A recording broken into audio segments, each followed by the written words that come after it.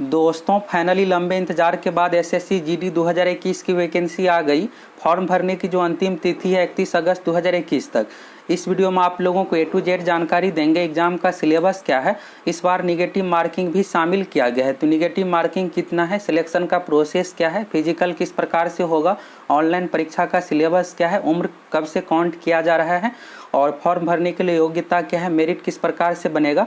इस वीडियो में आप लोगों को A to Z जानकारी देंगे, तो आपका जितना भी डाउट है सभी डाउट क्लियर हो जाएगा। यह एसएससी जीडी 2021 वैकेंसी का ऑफिशियल नोटिफिकेशन है। एम्प्लॉयमेंट न्यूज रोजगार समाचार में प्रकाशित किया गया है 17 से 23 जुलाई के बीच में, और रोजगार समाचार भारत सरकार द्वारा प्रकाशित की जाती है। तो इसमें जो भी वैकेंसी से रिलेटेड दिया जाता है बिल्कुल सही रहता है, और इसमें एसएससी के अलावा भी बहुत सारे पोस्ट के बारे में, यहाँ पर वैकेंसी के बारे में 17 से 23 जुलाई के बीच में पब्लिश किया गया है। तभी ऑफिशियल वेबसाइट पर अपलोड नहीं किया गया है। फॉर्म जो भराना शुरू होगा 17 जुलाई से, और आज रात तक 10 बजे तक ऑफिशियल वेबसाइट पर भी नोटिफिकेशन जारी कर दिया जाएगा। तो सबसे पहले एम्प्लॉयमेंट न्यूज में भी पब्लिश किया जाता है, तो बिल्कुल यह सही है और इसमें पूरा नोटिफिकेशन दिया हुआ है। तो यहाँ पर आप देख सकते हैं कांस्टेबल जीडी, यहाँ पर पोस्ट डिटेल्स है, असम राइफल्स एग्जामिनेशन 2021। फॉर्म भराना जो शुरू होगा 17 जुलाई 2021 से, और 31 अगस्त 2021 लास्ट डेट है। लास्ट समय में वेबसाइट अच्छे तरीके से काम नहीं करता है, इसलिए आप फॉर्म पहले फिलअप कर लीजिएगा। इसके बाद यहाँ पर पेमेंट के बारे में है, तो रिसिप्ट यहाँ पर ऑनलाइन एप्लीकेशन का जो डेट रखा गया 31 अगस्त 2021 और पेमेंट का डेट रखा गया 2 सितंबर 2021। चालान के माध्यम से 4 सितंबर 2021 तक आप पेमेंट कर सकते हैं, और 7 सितंबर 2021 तक लास्ट टाइम यहाँ पर बैंक में जमा करने का डेट दिया हुआ है। अब चलिए यहाँ पर देख लीजिए इसका सिलेबस क्या है, क्वालिफिकेशन क्या है, उम्र कब से काउंट किया जा रहा है। तो यहाँ पर दिया हुआ है सबसे पहले पहला नंबर पॉइंट में, the examination will be advertised by SSC based on vacancy initiate by MHA. MHA यानी मिनिस्ट्री ऑफ होम अफेयर्स, यानी गृह मंत्रालय के अंतर्गत यहाँ पर जो भी वैकेंसी दिया गया है एसएससी जीडी में सभी गृह मंत्रालय के अंतर्गत वैकेंसी है। और फॉर्म आपको ऑनलाइन फिलअप करना है। सबसे पहले कंप्यूटर बेस्ड एग्जाम होगा, और एग्जाम का जो लैंग्वेज रहेगा हिंदी इंग्लिश दोनों भाषा में। जब आप एग्जाम पास कर जाते हैं तो इसके बाद फिजिकल टेस्ट होगा। फिजिकल टेस्ट में दौड़, लॉन्ग जंप ये सब शामिल है। फिजिकल टेस्ट पास करने के बाद इसके बाद मेडिकल होगा। अगर आप फर्स्ट बार मेडिकल में छट जाते हैं तो इसके बाद दोबारा भी मेडिकल होता है, और इसमें मेडिकल अच्छे तरीके से होता है। जीडी पोस्ट में फिजिकल से रिलेटेड यह जॉब है, आर्मी से रिलेटेड जॉब है, इस कारण से इसमें अच्छे तरीके से फिजिकल होता है। इसके बाद आपका फाइनल मेरिट तैयार किया जाएगा। फाइनल मेरिट जो बनेगा रिटन एग्जाम में मार्क्स के अनुसार। ऑनलाइन एग्जाम में टोटल 100 क्वेश्चन पूछा जाएगा 100 मार्क्स का। इस बार निगेटिव मार्किंग भी शामिल किया गया है, आगे इसके बारे में बताएंगे, और इसी 100 मार्क्स के अकॉर्डिंग आपका मेरिट तैयार होगा। अब चलिए यहाँ पर वैकेंसी के बारे में दिया हुआ है, तो यहाँ पर आप देख लीजिए, यहाँ पर दिया हुआ है, और यहाँ पर देखिए सभी पोस्ट का वैकेंसी का डिटेल्स दिया हुआ है। तो यहाँ पर जो टोटल जो पोस्ट है 25,271 टोटल पोस्ट है, जिसमें से 2847 फीमेल के लिए रिजर्व है और 22,424 जो है मेल के लिए है। और कौन से यहाँ पर देखिएगा, तो सबसे पहले बीएसएफ के बारे में दिया हुआ है। तो बीएसएफ में टोटल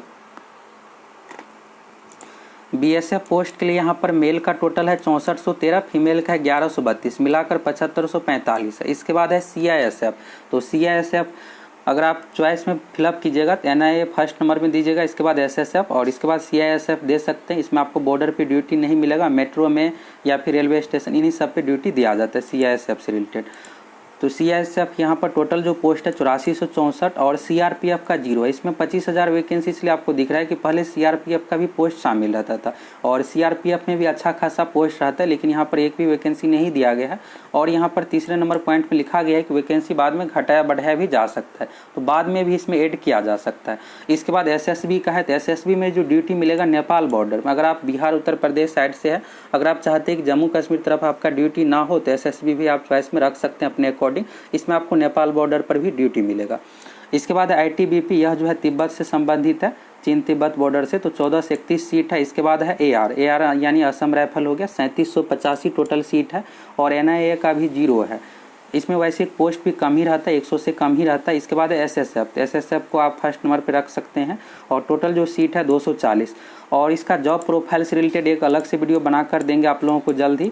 और अगर आप एसएससी जीडी की पूरी तैयारी करना चाहते हैं तो चैनल को सब्सक्राइब करके जरूर जुड़ जाइएगा, हम आप लोगों को एसएससी जीडी की पूरी तैयारी करवाएंगे। और जॉब प्रोफाइल का अलग से वीडियो बनाकर देंगे, किस जॉब में यहाँ पर कौन सा काम करना पड़ता है, और सभी पोस्ट से रिलेटेड यहाँ पर कहाँ ड्यूटी मिलेगा, वेतन कैसे क्या है, पूरी जानकारी अलग से एक वीडियो में मिलेगा। सैलरी के बारे में यहाँ पर दूसरे नंबर पॉइंट में पे स्केल, तो लेवल 3 के अंतर्गत जॉब है 21,700 से लेकर 69,100। शुरू में जब आप ज्वाइन कीजिएगा उस समय आपको जो सैलरी मिलेगा 34 से 35,000 मिलेगा, और यह पोस्ट वाइज अलग अलग हो सकता है। जैसे जिसमें आपको बॉर्डर पर ड्यूटी मिलेगा तो उसमें सैलरी अधिक रहता है, तो शुरू में आपको 34 से 35,000 शुरू होगा। और खास करके जिसमें बॉर्डर पर ड्यूटी होता है, जैसे चीन तिब्बत से रिलेटेड हो गया, तो उसमें आपको और अधिक सैलरी मिलेगा। अलग से एक वीडियो बना कर देंगे सभी पोस्ट से रिलेटेड। अब चलिए यहाँ पर देख लीजिए आगे के बारे में। तो यहाँ पर तीसरे नंबर पॉइंट में है कि वैकेंसी अभी यह टेंटेटिव है, बाद में इसमें घटाया बढ़ाया भी जा सकता है। तो सीआरपीएफ का भी 0 है, तो बाद में इसमें ऐड अगर कर दिया जाएगा तो लगभग 35 से 40,000 और वैकेंसी हो जाएगा। अभी 25,000 टोटल वैकेंसी है। अब चलिए यहाँ पर दिया हुआ नेशनलिटी, तो अगर आप इंडियन है तो इस फॉर्म को भर सकते हैं। एज लिमिट के बारे में अच्छे से समझ लीजिए। एज लिमिट को लेकर आपका डाउट होगा, तो 18 से 23 साल यहाँ पर एज लिमिट रखा गया है। न्यूनतम 18 साल है, अधिकतम 23 साल है। अगर आप ओबीसी कैटेगरी से आते हैं तो 3 साल का छूट मिलेगा। SC ST से आते हैं तो 5 साल का छूट मिलेगा। यानी अगर आप SC ST कैटेगरी से आते हैं तो 28 साल तक अगर आपका उम्र है 1 अगस्त 2021 तक, इस फॉर्म को भर सकते हैं।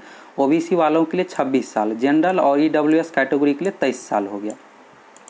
तो यहाँ पर दिया हुआ 1 अगस्त 2021 तक आपका एज होना चाहिए 23 साल तक। SC ST में 5 साल का छूट मिल जाएगा। इससे रिलेटेड आपको SC ST का सर्टिफिकेट जरूर बना लीजिएगा अभी ही। और OBC में आपको 3 साल का छूट मिल जाएगा। यानी OBC कैटेगरी से आते हैं 26 साल तक एज है, फॉर्म भर सकते हैं। SC ST में 28 साल तक, जनरल EWS कैटेगरी में 23 साल तक एज होना चाहिए। तो एज में यहाँ पर कोई भी छूट नहीं दिया गया है। और वैकेंसी लेट से दिया गया, इस कारण से यहाँ पर 1 अगस्त 2021 से काउंट किया गया। एज रिलैक्सेशन के बारे में यहाँ से क्लियर हो गया। एक्स सर्विसमैन में 3 साल का छूट मिलेगा। इसके बाद अगर आप यहाँ पर सिख दंगा से रिलेटेड है 1984 और 2002 दंगा से रिलेटेड है, 5 साल का छूट मिलेगा। इसके बाद यहाँ पर 1984 राइट्स यानी दंगा से रिलेटेड है, गुजरात से रिलेटेड है, यहाँ पर OBC कैटेगरी से आते हैं तो 8 साल। और इसके बाद यहाँ पर SC ST से आते हैं तो 10 साल का छूट मिलेगा। जनरल कैटेगरी के लिए 5 साल का छूट है। तो इस तरह से यहाँ पर छूट हो गया। बाकी यहाँ पर एक्स सर्विसमैन के बारे में बताया गया। अब चलिए यहाँ पर मेन बात देख लीजिए जो आपके लिए जरूरी है। यहाँ पर सर्टिफिकेट से रिलेटेड है। SC ST OBC और EWS कैटेगरी अगर आप आरक्षण का लाभ लेते हैं तो सर्टिफिकेट जरूर आप बना लीजिएगा। इसके बारे में यहाँ पर दिया हुआ है। और यहाँ पर NCC यहाँ पर क्वालिफिकेशन डिटेल्स के बारे में देख लीजिए 7वें नंबर पॉइंट में। 1 अगस्त 2021 तक अगर आप 10th पास है तो इस फॉर्म को भर सकते हैं। 12वीं पास पे नहीं, 10th पास पर, मैट्रिक लेवल पर ही है। अगर आप 12वीं या ग्रेजुएशन पास है तो भी फॉर्म को भर सकते हैं। न्यूनतम जो होना चाहिए 10वीं पास। 1 अगस्त 2021 तक अगर आपका 1 अगस्त 2021 तक रिजल्ट आ गया, इस बार 2021 में भी 10th पास है तो इस फॉर्म को आप भर सकते हैं। इसी के बारे में यहाँ पर पूरा दिया हुआ है। बाकी यहाँ पर दिया हुआ है कि 1 अगस्त 2021 तक आपका रिजल्ट आ जाना चाहिए। अगर रिजल्ट बाद में दिया जाता है तो आपको रिजेक्ट कर दिया जाएगा। तो वैसे इस कारण से आपको दिक्कत होगा ही नहीं। अगर आप 2021 में 1 अगस्त 2021 तक 10th पास है और न्यूनतम उम्र 18 साल हो गया तो इस फॉर्म को भर सकते हैं। 2 ही यहाँ पर कंडीशन है। अब चलिए यहाँ पर आपको छूट भी मिल सकता है। यहाँ पर मार्क्स से रिलेटेड बोनस मिलेगा। NCC का अगर C सर्टिफिकेट है तो 5 अंक मिलेगा। B सर्टिफिकेट है तो 3 अंक। NCC का A सर्टिफिकेट है तो 2 अंक यहाँ पर आपको बोनस मिलेगा। इसके बाद यहाँ पर दिया हुआ है एप्लीकेशन फ़ी के बारे में। तो एप्लीकेशन फ़ी में सिंपल सा आप ये समझिए, SC ST कैटेगरी से आते हैं और फीमेल है तो कोई भी यहाँ पर छूट फी नहीं देना पड़ेगा, यानी छूट है। बाकी अन्य category, general category, OBC category, EWS category के लिए 100 रुपये का यहाँ पर पेमेंट है। और फीमेल कैटेगरी में किसी भी कैटेगरी में कोई भी पेमेंट नहीं देना है। SC ST कैटेगरी में भी कोई भी पेमेंट आपको नहीं देना है। पेमेंट आपको ऑनलाइन माध्यम से करना पड़ेगा। अगर आप ऑनलाइन माध्यम से पेमेंट करने में सक्षम नहीं है तो बैंक जाकर चालान के माध्यम से पेमेंट कर सकते हैं। इसके बाद यहाँ पर सेंटर ऑफ एग्जामिनेशन है, तो आप अपने अकॉर्डिंग कोई भी यहाँ पर सेंटर चूज कर सकते हैं। आप जिस भी राज्य से रिलेटेड है जहाँ आप चाहते हैं सेंटर दे सकते हैं। अगर आप दिल्ली में रहते हैं तो दिल्ली का सेंटर चूज कर सकते हैं, नॉर्थ रीजन। अगर आप बिहार उत्तर प्रदेश से रिलेटेड है तो सेंट्रल रीजन चूज कर सकते हैं। और यहाँ पर सेंटर का नाम है, 3 सेंटर आपको चूज करना है और उसी अकॉर्डिंग आपका एग्जाम सेंटर दिया जाएगा। इसके बाद यहाँ पर दिया हुआ है स्कीम ऑफ एग्जामिनेशन। इसको आप अच्छे से समझ लीजिए। स्कीम ऑफ एग्जामिनेशन में सिंपल सा आप ये समझिए कि सबसे पहले आपको फॉर्म भरना है। फॉर्म भरने के बाद आपका एडमिट कार्ड जारी होगा। एडमिट कार्ड जारी होने के बाद आपको ऑनलाइन एग्जाम देना है, कंप्यूटर पर एग्जाम देना है। एग्जाम में ऑब्जेक्टिव टाइप का क्वेश्चन पूछा जाएगा। 4 ऑप्शन दिया हुआ रहेगा जिसमें से आपको कोई एक ऑप्शन चूज करना है। और एग्जाम में टोटल 100 क्वेश्चन पूछा जाएगा। सेक्शन वाइज क्वेश्चन है। 25 क्वेश्चन रीजनिंग से पूछा जाएगा, 25 क्वेश्चन मैथ से पूछा जाएगा, 50 क्वेश्चन हो गया, 25 क्वेश्चन जीके से पूछा जाएगा, 25 क्वेश्चन जो यहाँ पर है हिंदी इंग्लिश से है। इसमें से आप कोई एक चूज कर सकते हैं। अगर आप हिंदी भाषी क्षेत्र उत्तर प्रदेश, बिहार, मध्य प्रदेश, दिल्ली, इन सभी क्षेत्रों से है, बेस्ट आपके लिए यही रहेगा कि आप हिंदी चूज कर लीजिएगा। अगर आप इंग्लिश चूज कीजिएगा 10 से 15 क्वेश्चन बना पाइएगा, लेकिन अगर आप हिंदी यही चूज करते हैं तो 25 में से आप आसानी से 20 प्लस क्वेश्चन बना लीजिएगा। भाषा लैंग्वेज है यहाँ पर हिंदी इंग्लिश, तो नॉर्मल ही क्वेश्चन पूछा जाता है। अगर आप इंग्लिश मीडियम से है तो इंग्लिश चूज कीजिएगा, हिंदी मीडियम से अगर आप पढ़े हैं तो हिंदी चूज कीजिएगा। तो यही यहाँ पर दिया हुआ है, यहाँ पर आप देखिएगा ऑब्लिक का साइन है, इंग्लिश हिंदी में कोई भी आप एक चूज कर सकते हैं। मैक्सिमम मार्क्स की बात करें तो 1 अंक का यहाँ पर एक क्वेश्चन 1 अंक का है, रीजनिंग हो गया 25 अंक का, जनरल नॉलेज यानी जीके हो गया 25 अंक का, इसके बाद एलिमेंट्री मैथमेटिक्स है 25 क्वेश्चन है 25 अंक का, इंग्लिश हिंदी में से कोई भी एक आप चूज कर सकते हैं। अभी आपको फॉर्म भरते समय चूज नहीं करना है, जब आप एग्जाम देने जाइएगा तो उस समय इंस्ट्रक्शन आता है, उसी समय आपको इंग्लिश हिंदी में से कोई एक चूज करना रहता है। तो अगर आप हिंदी चूज कीजिएगा तो हिंदी से रिलेटेड ही क्वेश्चन आपको स्क्रीन पर दिखेगा। तो इस तरह से है, और समय दिया जाएगा 90 मिनट यानी 1.5 घंटा का आपको समय मिलेगा। समय बिल्कुल पर्याप्त है, इतना समय है कि आपको कोई भी क्वेश्चन छूटेगा नहीं, आसानी से आप बना लीजिएगा। और अगर आप चैनल पर नए हैं तो ज़रूर सब्सक्राइब करके जुड़ जाइएगा, हम आप लोगों को एसएससी जीडी की पूरी तैयारी करवाएंगे। इसके बाद यहाँ पर दिया हुआ है एक question will be objective type, 4 option दिया हो रहेगा, ऑब्जेक्टिव टाइप का क्वेश्चन पूछा जाएगा। नेगेटिव मार्किंग इस बार शामिल कर दिया गया है, पिछली बार नेगेटिव मार्किंग नहीं था, इस बार नेगेटिव मार्किंग है, इसलिए आपको एग्जाम में बहुत ज़्यादा भी क्वेश्चन नहीं बनाना, जिसका आपको आंसर सही तरीके से पता है वही क्वेश्चन को आप अटेम्प्ट कीजिएगा। यहाँ पर है there will be negative marking 0.25 marks, एक क्वेश्चन है 1 अंक का और नेगेटिव मार्किंग 0.25 है, यानी 1/4 नेगेटिव मार्किंग। एसएससी के सभी एग्जाम में 1/4 ही नेगेटिव मार्किंग रहता है, यानी अगर आप 4 क्वेश्चन गलत करते हैं तो एक आपका सही क्वेश्चन का मार्क्स कट हो जाएगा। इसलिए आपको जिस क्वेश्चन का आंसर पता हो वही क्वेश्चन अटेम्प्ट कीजिएगा, ज़्यादा आपको नेगेटिव नहीं करना है। इसके बाद यहाँ पर दिया हुआ है एग्जाम देने के बाद आंसर की जारी होगा, अगर आंसर की में किसी प्रकार का मिस्टेक है तो इसके लिए आप ऑब्जेक्शन कर सकते हैं। और मार्क्स जो है यहाँ पर है नॉर्मलाइज्ड किया जाएगा, अलग अलग शिफ्ट में एग्जाम लिया जाता है, इस कारण से नॉर्मलाइजेशन करके यहाँ पर फाइनल मार्क्स के अकॉर्डिंग मेरिट तैयार किया जाएगा। टेंटेटिव आंसर की जारी किया जाएगा, अगर किसी प्रकार का मिस्टेक है इसके लिए ऑब्जेक्शन कर सकते हैं। एक क्वेश्चन पर आपको 100 रुपये का पेमेंट करना पड़ेगा, इसके बाद फाइनल आंसर की के अकॉर्डिंग यहाँ पर चेक किया जाएगा। और क्वेश्चन का लेवल की बात करें तो क्वेश्चन का लेवल जो रहेगा 10th लेवल, मैट्रिकुलेशन लेवल यानी 10th लेवल का क्वेश्चन पूछा जाएगा। यहाँ पर मैथ में दिया हुआ है, तो मैथ में जो है यहाँ पर एडवांस मैथ यानी त्रिकोणमिति ज्यामिति टॉपिक से नहीं पूछा जाएगा, एरिथमेटिक टॉपिक से ही क्वेश्चन पूछा जाएगा। और हिंदी में भी बिल्कुल नॉर्मल ही क्वेश्चन पूछा जाता है, प्रीवियस ईयर का क्वेश्चन आप लोगों को करवाएंगे तो आपको क्लियर हो जाएगा किस तरह का क्वेश्चन पूछा जाता है। अब यहाँ पर सिलेबस के बारे में है, रीजनिंग का सिलेबस सबसे पहले दिया हुआ है, तो सिलेबस में आपको क्या करना है, यहाँ पर देखिएगा कि ATC है, जो भी टॉपिक है वो टॉपिक तो आपको बिल्कुल पढ़ना ही है। जो इसमें नहीं भी दिया हुआ है, खास करके अगर उस टॉपिक से रिलेटेड एसएससी एग्जाम में क्वेश्चन पूछा जाता है तो उसको आपको अच्छे से जरूर देख लेना, यानी रीजनिंग आप पूरे कंप्लीट कर लीजिए। और रीजनिंग में बहुत टफ क्वेश्चन नहीं पूछा जाएगा, सबसे पहले आप प्रीवियस ईयर को अच्छे से कंप्लीट कर लीजिएगा।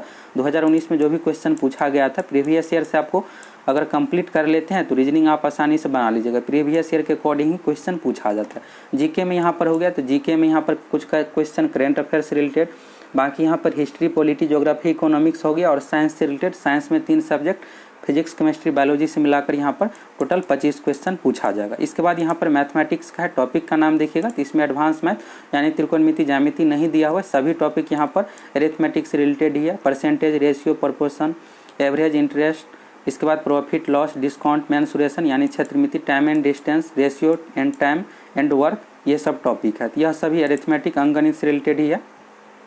और हिंदी का यहाँ पर सिलेबस नहीं है, हिंदी में जो क्वेश्चन पूछा जाएगा व्याकरण से रिलेटेड और शुद्ध अशुद्ध से रिलेटेड। शुद्ध अशुद्ध में यहाँ पर ज़्यादातर क्वेश्चन पूछा जाता है। व्याकरण की बात करें तो संधि हो गया, समास हो गया, विपरीतार्थक शब्द, पर्यायवाची शब्द, यही सबसे क्वेश्चन पूछा जाता है। और इंग्लिश में भी उसी अकॉर्डिंग क्वेश्चन पूछा जाएगा। इसके बाद यहाँ पर हो गया फिजिकल एफिशिएंसी टेस्ट, यह फिजिकल से रिलेटेड है। तो फिजिकल में यहाँ पर दौड़, इसके बाद लॉन्ग जंप के बारे में यहाँ पर बताया गया है सब कुछ, तो देख लीजिए।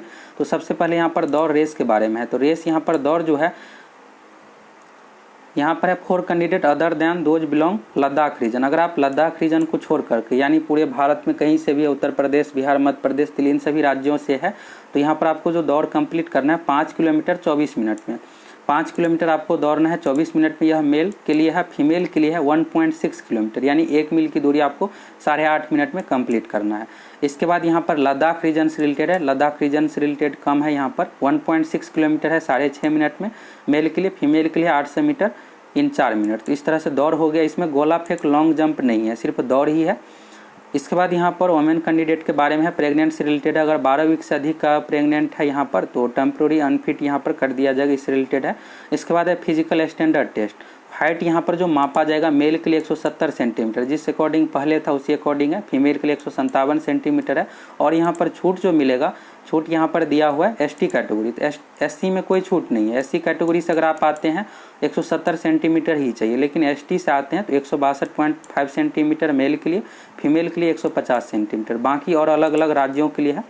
नॉर्थ ईस्ट रीजन अगर आप आते हैं, नॉर्थ ईस्टर्न स्टेट से, यहाँ पर 157 सेंटीमीटर मेल का हाइट होना चाहिए, 147.5 सेंटीमीटर फीमेल का होना चाहिए। इसके बाद यहाँ पर शेड्यूल ट्राइब यानी एसटी से रिलेटेड है। लेफ्ट विंग एक्सट्रीम्स अफेक्टेड अगर आप डिस्ट्रिक्ट से है यानी नक्सल प्रभावित डिस्ट्रिक्ट से है तो 160 सेंटीमीटर मेल का होना चाहिए और फीमेल का 147.5 सेंटीमीटर होना चाहिए। इसके बाद यहाँ पर कुछ जिलों का नाम है। कश्मीर लद्दाख से रिलेटेड यहाँ पर जिला का नाम आप देख सकते हैं। तो 165 सेंटीमीटर मेल का, फीमेल का 155 सेंटीमीटर। इसके बाद यहाँ पर नॉर्थ ईस्ट स्टेट का नाम दिया हुआ है। अरुणाचल प्रदेश, मणिपुर, मेघालय, मिजोरम, नागालैंड, सिक्किम, त्रिपुरा राज्यों से अगर आप आते हैं तो 162.5 सेंटीमीटर होना चाहिए और फीमेल का 152.5 सेंटीमीटर। इस तरह से यहाँ पर छूट अलग अलग दिया हुआ है, तो इसको आप देख लीजिएगा। और चेस्ट जो है यह सिर्फ पुरुषों के लिए है।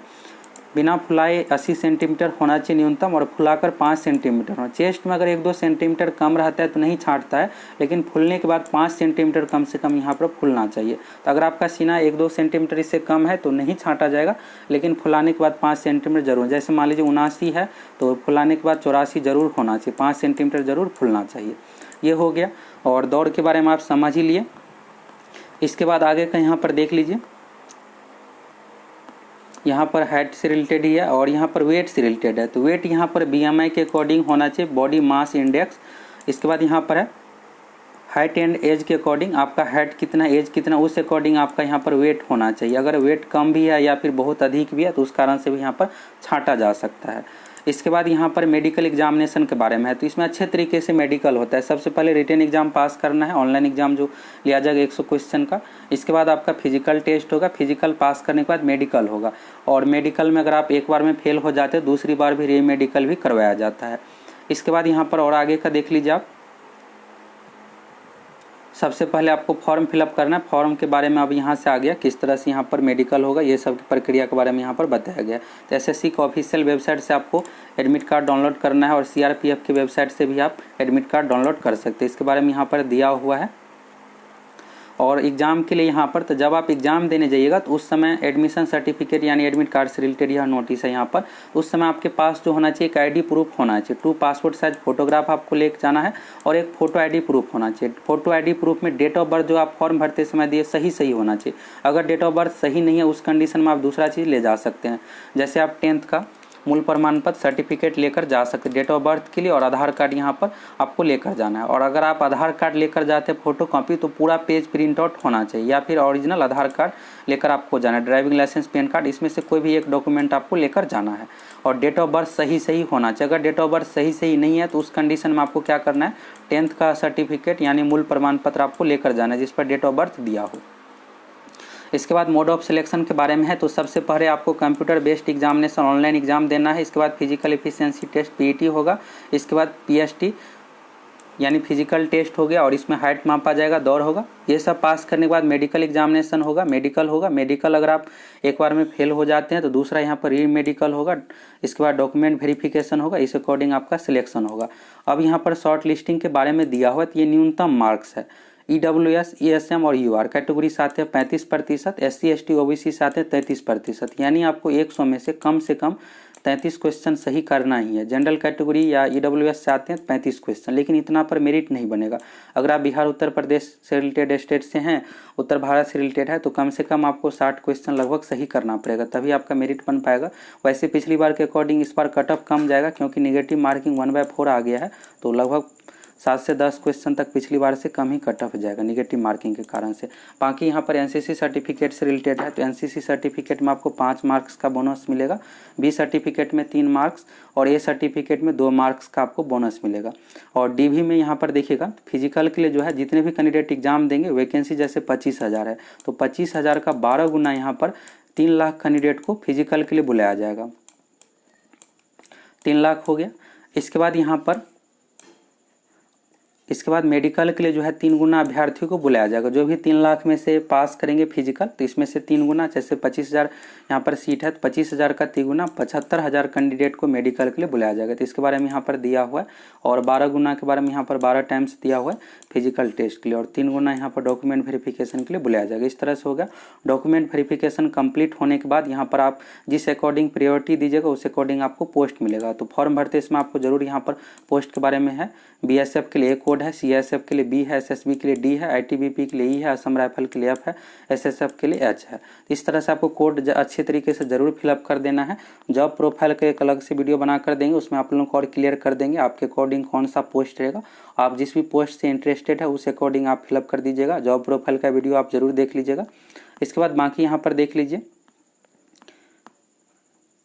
अगर 2 कैंडिडेट का मार्क्स समान हो जाता है तो उस कंडीशन में कंप्यूटर बेस्ड एग्जाम में पार्ट ए में जो मार्क्स देखा जाएगा, पार्ट बी का मार्क्स देखा जाएगा। अगर इसके बाद दोनों का मार्क्स समान है तो उस कंडीशन में डेट ऑफ बर्थ देखा जाता है। जिसका अधिक उम्र रहता है उसको ले लिया जाता है। अगर डेट ऑफ बर्थ भी समान है तो उस कंडीशन में नाम का अल्फाबेट देखा जाता है। ए लेटर पर जिसका नाम रहेगा उसको पहले ले लिया जाएगा। इस तरह से शुरू वाले का लिया जाता है। और यहाँ पर चीटिंग से रिलेटेड अगर आप एग्जाम में किसी भी प्रकार का चीटिंग करते हैं तो कितने साल के लिए आपको डिवार्ड यानी बैन किया जाएगा, उससे रिलेटेड यहाँ पर दिया हुआ है। तो इतने साल के लिए आपको डिवाइड किया जा सकता है। बाकी कोर्ट केस से रिलेटेड है और यहाँ पर इंपॉर्टेंट इंस्ट्रक्शन दिया हुआ है। तो अगर आप इसको पढ़ना चाहते हैं तो पढ़ सकते हैं। आपके लिए जो भी यहाँ पर मूल बातें थी कि सिलेक्शन का प्रोसेस क्या है, किस प्रकार से सिलेक्शन होगा, एग्जाम का सिलेबस क्या है, क्वालिफिकेशन क्या है, एज कितना काउंट किया जा रहा है, पूरी जानकारी इस वीडियो में आप लोगों को दे दी है। इसके बाद यहाँ पर फॉर्म भरने के बारे में प्रोसेस बताया गया है। इसके लिए एक अलग से वीडियो आप लोगों को बना कर देंगे किस तरह से आपको फॉर्म फिलअप करना है। फॉर्म भरते इसमें आप किसी भी प्रकार का मिस्टेक नहीं कीजिएगा। वीडियो को देख करके आप अच्छे तरीके से फॉर्म फिलअप कीजिएगा। अगर आप चैनल पर नए हैं तो जरूर सब्सक्राइब करके जुड़ जाइए। SSC GD की आप लोगों को पूरी तैयारी करवाएंगे।